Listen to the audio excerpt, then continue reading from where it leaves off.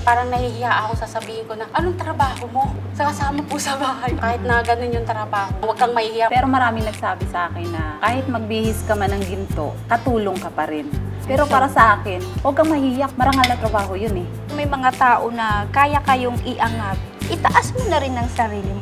May pera na napanalunan ko. Agad-agad nakabili ako ng gamot sa asawa ko. Parang hindi ka na mag-iisip ng kung ano pa. Nabayaran ko na yung mga utang. Lahat yun talaga ibinuhos ko din talaga sa bahay. Every morning na ihahatid mo yung alaga mo sa school, tinatawag niya akong nanay. Yung sarili niyang nanay, tatawag sa akin na, ate, thank you. Nasisiyahan ako. Pag naubos nila yung pagkain, tuwan-tuwa sila na pag may niluto ka, yung mga ginagawa mo sa kanila, mga na-appreciate nila. Kaya kahit pagod ka, okay lang. Sa akin, unang nagsalita yung alaga ko. Ginawa ko lahat para tulungan yung alaga ko. Sobrang proud ako doon. Kasambahay! Saan ka man sa mundo, pwede ka nang sumali. Sali na sa Kasambahay Kasambuhay Awards 2024 at manalo ng 100,000 pesos.